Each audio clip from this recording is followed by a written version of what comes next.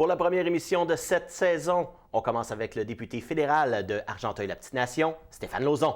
Bienvenue à Tribune locale.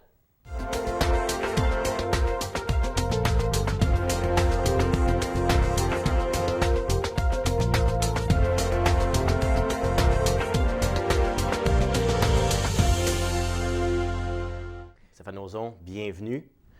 On attendait un peu aussi, on aurait bien aimé vous avoir la saison dernière, mais bon, avec les élections, tout ça, c'était un peu le branle-bas de combat de votre côté. Mais bienvenue, merci d'avoir accepté l'invitation. Bien, merci de m'avoir invité. Et puis, vous dites souvent que vous êtes un homme de métier. D'où ça part, la politique? Comment c'est arrivé dans votre vie?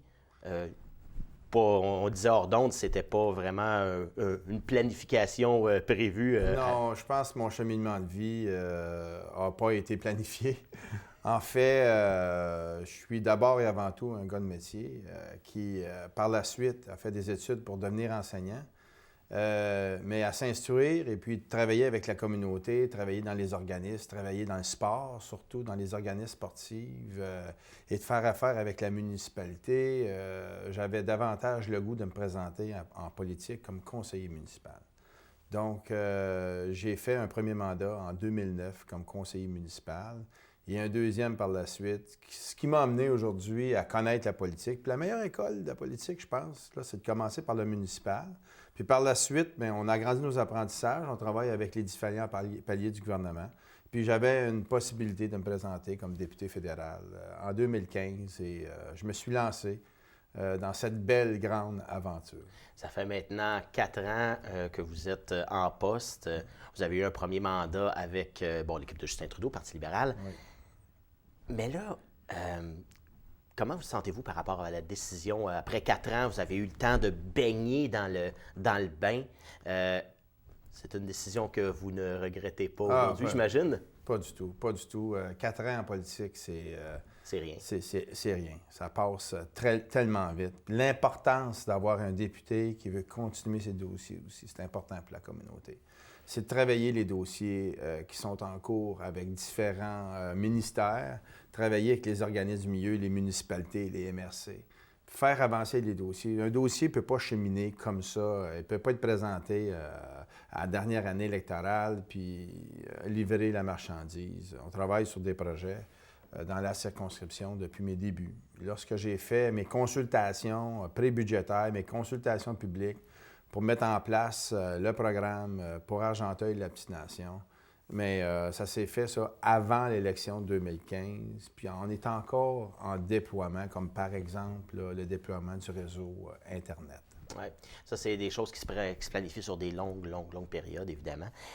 Mais pour quelqu'un qui voudrait s'impliquer en politique, je vais prendre mon exemple, mais ce n'est pas mon intention, mais quelqu'un qui voudrait se présenter en politique, vous avez mentionné tout à l'heure, commencer au municipal, commencer dans un plus petit, mais quels sont les autres conseils que vous pourriez donner à quelqu'un? Le meilleur conseil, c'est de s'impliquer dans la communauté, c'est d'apprendre le rudiment du terrain, comment ça fonctionne, les lois reliées aux permis, aux usages, au zonage. Après ça, on travaille davantage avec les enjeux qui sont plus provinciaux, les enjeux nationaux. Il faut être à l'affût des nouvelles, il faut aimer la politique, mais d'abord et avant tout, il faut être un citoyen canadien qui a le goût de s'impliquer puis de faire des changements pour son pays.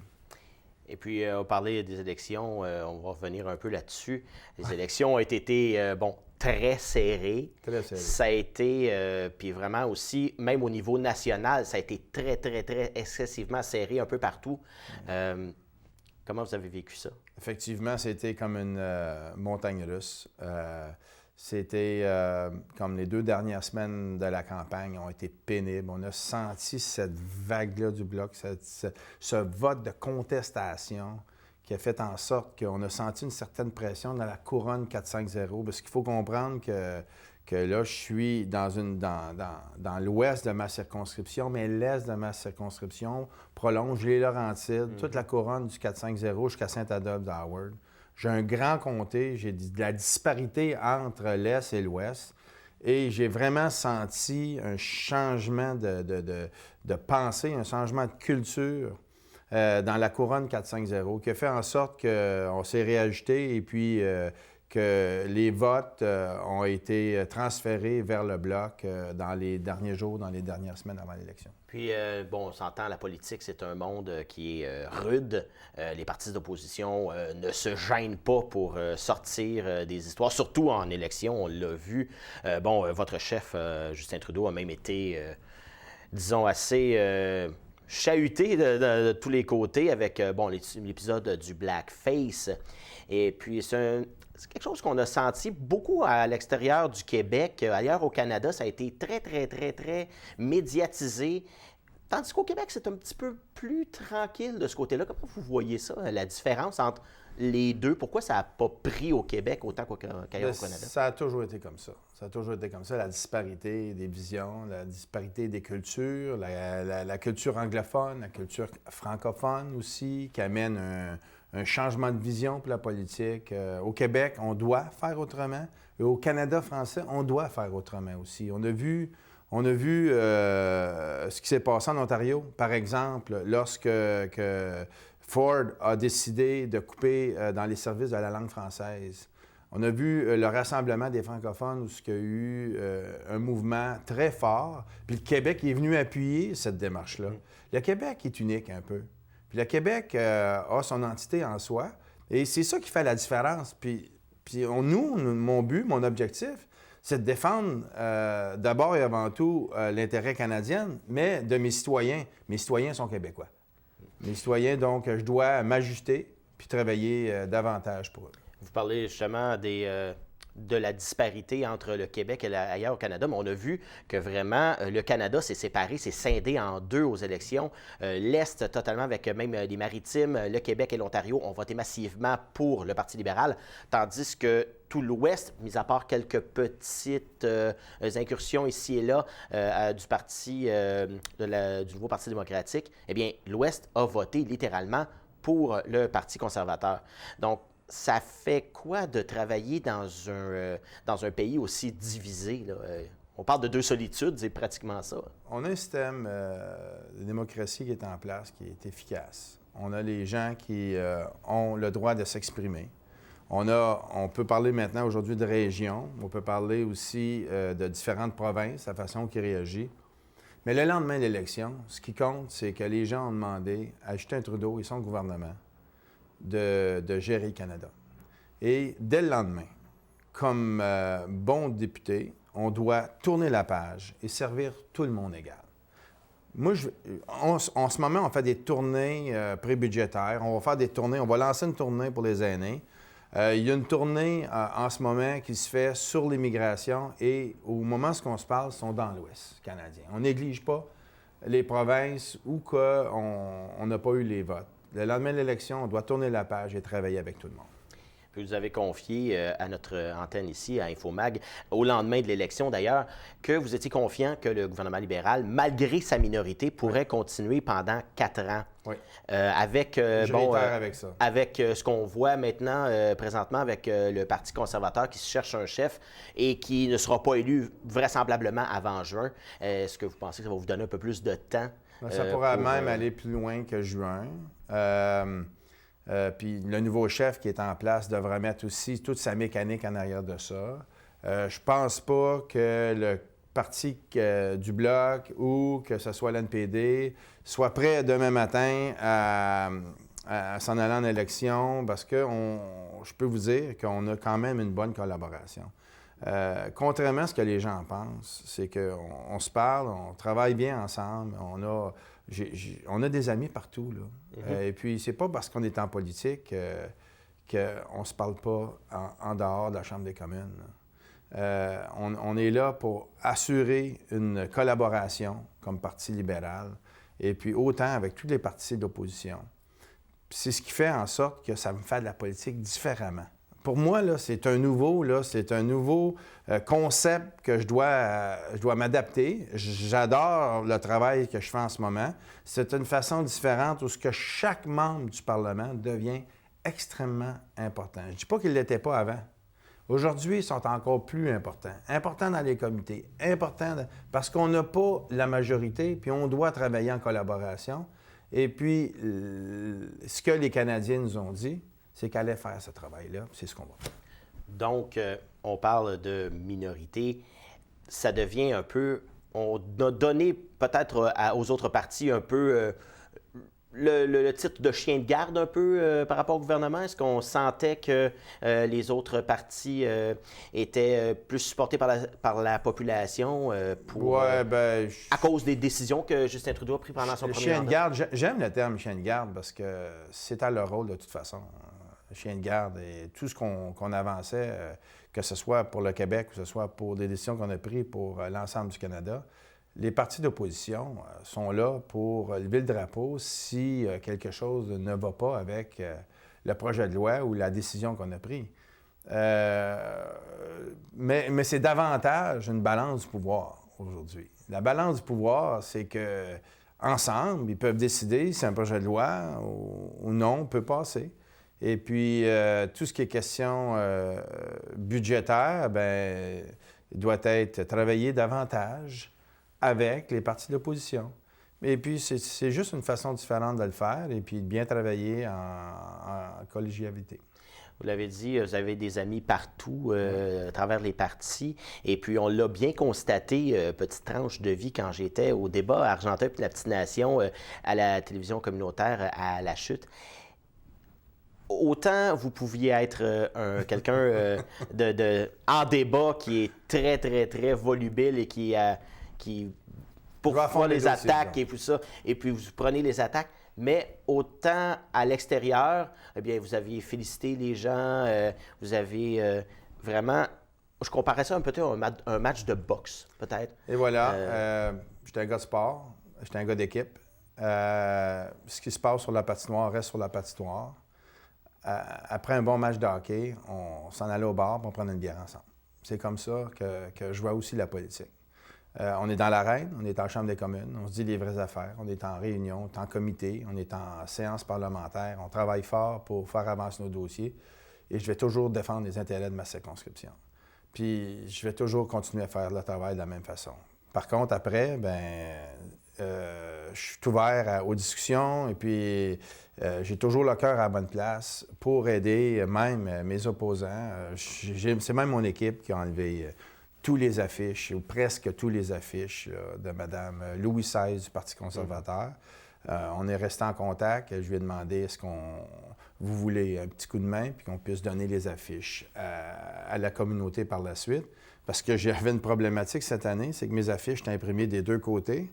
Puis j'avais des demandes des commissions scolaires, des écoles.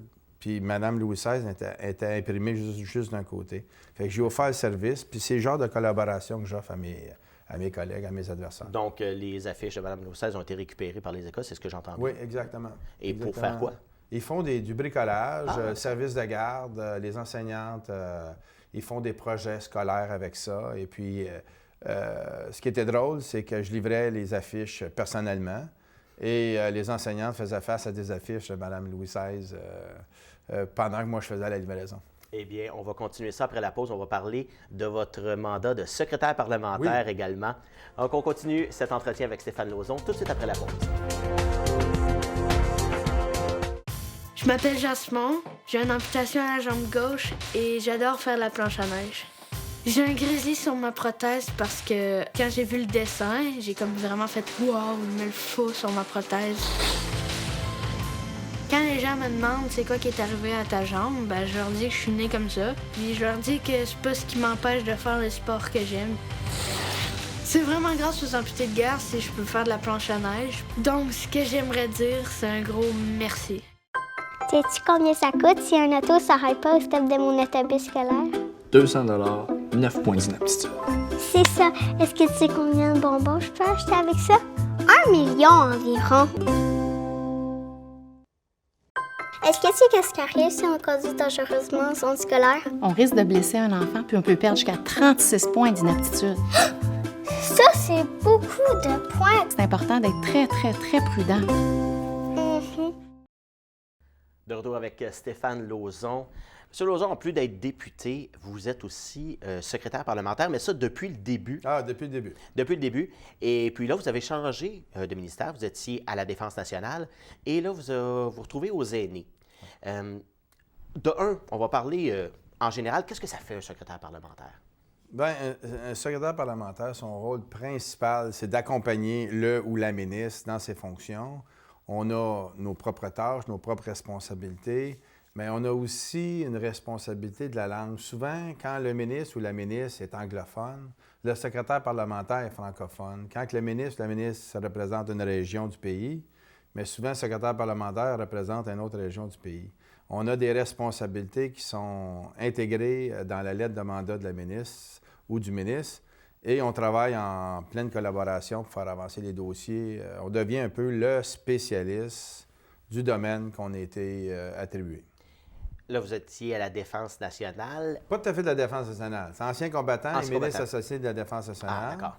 Mais j'étais auparavant au sport et aux personnes handicapées. Donc, si vous voyez le cheminement, c'est qu'au sport personnes handicapées, c'est que j'ai fait des tournées pan-canadiennes pour écrire la première loi sur l'accessibilité. Puis on s'est aperçu sur l'accessibilité, il y avait de plus en plus de personnes qui étaient aînées pour se rendre à l'accessibilité. Donc, j'ai fait un travail de ce côté-là, j'ai été reconnu. Ils m'ont demandé de répéter la même chose pour les anciens combattants. Donc, on a fait des tournées aussi pan-canadiennes. On a voyagé un peu partout à travers le monde aussi pour les anciens combattants. On a travaillé pour améliorer le sort des anciens combattants. Puis c'est comme une suite, parce que là, on repart la machine avec les aînés et puis pour le premier ministre, dans sa lettre de mandat et dans son discours du trône, c'était très important d'arriver et d'améliorer le sort des aînés. Et là, il m'a nommé secrétaire parlementaire pour les aînés. Donc, c'est un peu une suite logique, oui, si c'est une on suite s'entend. logique, dans le fond. Avec mon background aussi, là, j'ai été sur le comité des aînés à la ville de Gatineau quand j'étais conseiller municipal. Souvent, les gens oublient, ils m'identifient au sport, au budget, au plan financier à long terme de la ville de Gatineau, parce que j'ai toujours été sur le comité de budget de la ville de Gatineau. Mais j'avais aussi un comité qui était les aînés, que les gens souvent oublient, mais on était une des premières villes amies des aînés à Gatineau à l'époque. Et puis, encore une fois, ça a laissé des traces dans mon curriculum vitae qui a fait allumer des lumières au bureau du premier ministre.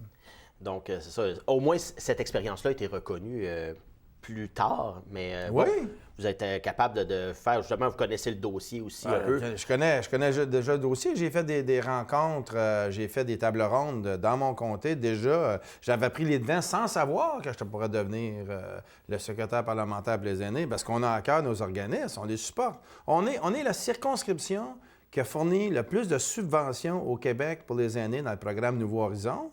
On est le 3e au Canada, puis ça, c'est grâce à mon équipe qu'on travaille en pleine collaboration avec le ministère pour faire avancer les dossiers des aînés. Il y a une raison à tout, là. Aujourd'hui, là, si je suis là pour les aînés, c'est parce qu'on a du travail de fond qui s'est fait avec moi puis mon équipe. Quelle est la différence entre les aînés du Québec et de l'Est du Canada et ceux de l'Ouest, un peu partout dans les maritimes? Vous travaillez dans un pays qui est quand même vaste et puis avec des régionalités spécifiques. Donc, un aîné au Canada, c'est un aîné. Okay? Que ce soit dans l'Ouest canadien ou au Québec, ils ont des particularités. Comme chacune des provinces vont prendre des actions. Le gouvernement du Québec vient d'annoncer qu'il était en déploiement pour des maisons des aînés, là, avec des centres complets assez modernes pour recevoir nos aînés. Mais pour ça, ça prend la collaboration avec le gouvernement fédéral. On travaille avec le gouvernement du Québec en collaboration dans différents programmes aussi pour les aînés. Mais chaque province a le lot de différences. Et puis moi, je dois travailler avec toutes les provinces du Canada. Vous étiez aussi amené à voyager dans votre... Oui. Dans votre mandat précédent, oui. À l'international aussi, un oui. peu plus. Là, vous êtes plus au Canada, j'imagine, exactement. Pour les aînés. Je suis très fier de l'avoir vécu. J'ai vécu des super belles expériences. Que ce soit en Australie, en Afrique, que mon passage au Japon, que ce soit n'importe où ce que je suis allé, en Normandie, pour le 75e anniversaire avec les anciens combattants. Écoutez, là, je vais faire le tour du Canada. Je vais davantage rester au Canada.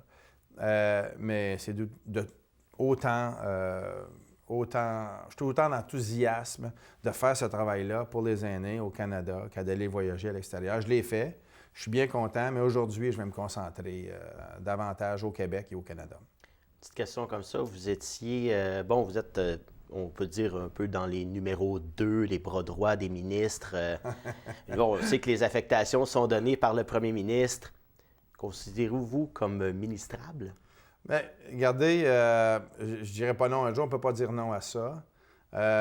Aujourd'hui, avec le contexte, avec une élection qu'on vient de passer, avec d'avoir gagné par 700 votes, près de 700 votes, et avec la situation qu'on vit aujourd'hui, secrétaire parlementaire, davantage au Québec, représenter les aînés de ma circonscription, je ne changerais pas de contexte avec personne aujourd'hui. Je vous l'avoue, là, je ne pourrais pas faire un travail de ministre, mais je peux vous dire que je suis très épanoui par le travail que je fais en ce moment. Puis surtout dans un contexte de minorité aussi, peut être ministre, ça peut être un petit peu plus difficile. C'est plus difficile, les absences sont vont être moins fréquentes, c'est plus difficile à demander les autorisations au WIP de quitter. Moi, j'ai la chance de revenir à la maison à tous les jours, venir coucher à la maison, même si on siège à Ottawa. J'arrive souvent tard, mais au moins je couche dans mon lit. Souvent, j'arrive à la maison, tout le monde dort. Mais j'ai la chance de revenir à la maison. On est une dizaine au Canada là, qui peuvent venir coucher à la maison, tout près de la capitale nationale. J'ai déjà cette chance-là. Imaginez-vous que si je serais ministre, je serais souvent à l'extérieur, je pourrais plus vivre ces moments-là aussi. Et puis les absences sont de plus en plus difficiles à justifier avec un gouvernement minoritaire. Le contexte est différent. Aujourd'hui, là, je peux vous dire que ma position, je suis très heureux de vivre ce que j'ai à vivre là, pour le prochain mandat. Et puis, on va revenir dans la circonscription. Les dossiers prioritaires pour l'année 2020, pour le mandat que vous avez là? Bien, j'ai priorisé un dossier qui était davantage dans l'est de la circonscription, qui est le canal de Grenville.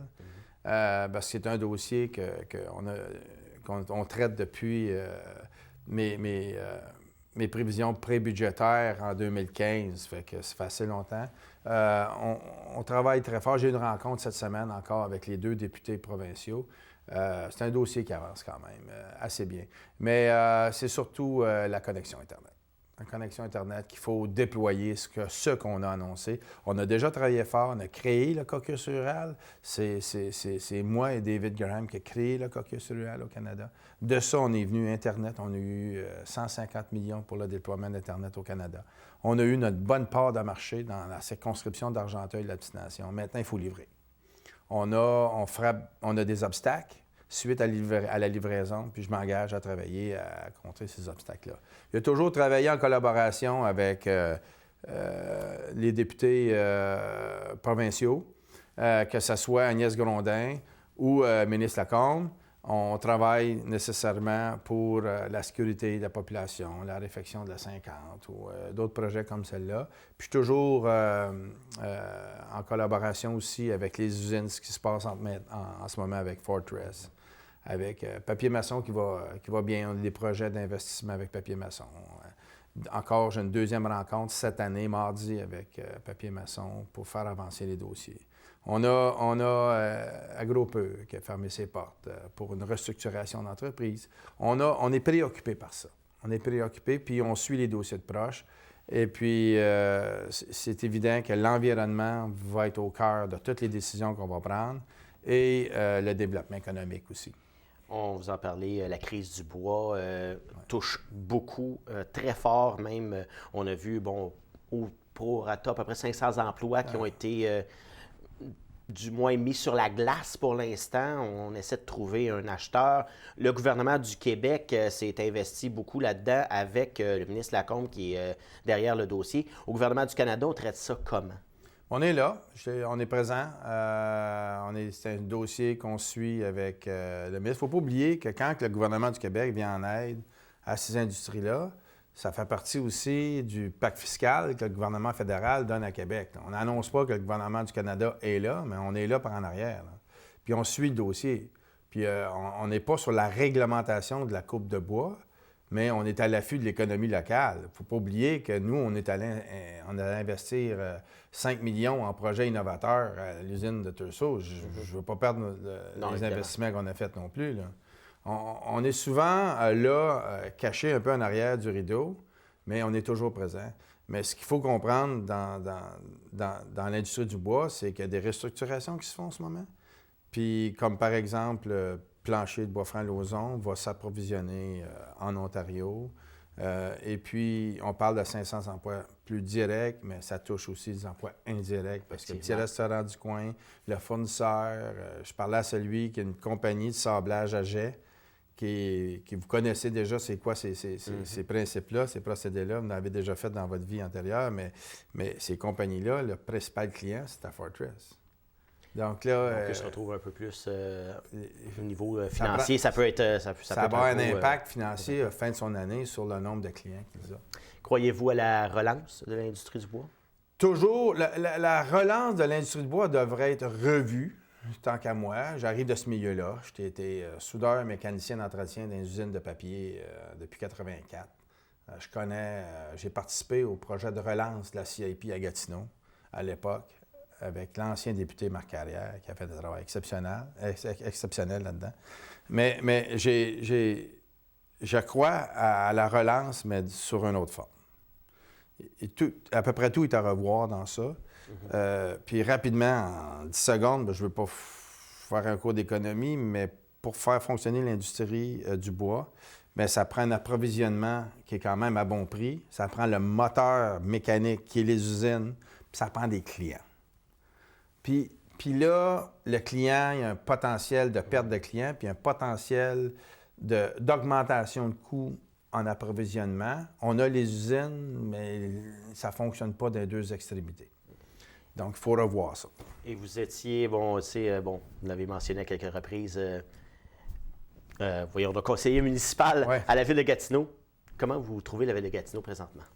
Bien, écoute, je regarde ça de haut, de loin. C'est évident que mon collègue il défend le 6e lien. Nous, on défend le train dans l'Ouest, le pont, puis toutes les infrastructures. On n'a jamais eu autant d'investissements à Gatineau qu'on a eu du gouvernement fédéral. On transfère des emplois à ce côté du Québec. On travaille en pleine collaboration avec toutes les municipalités. Puis je vois mal comment est-ce que la Ville de Gatineau aujourd'hui peut s'opposer à un train. Bien, je dis la Ville de Gatineau, c'est pas nécessairement des conseillers. J'ai parlé à plusieurs conseillers municipaux. Là. On doit s'arrêter. C'est la position du maire, je crois. L'émission se termine. Merci beaucoup, Stéphane Lauzon, d'avoir été avec nous. Et nous, on se retrouve la semaine prochaine pour un autre Tribune locale.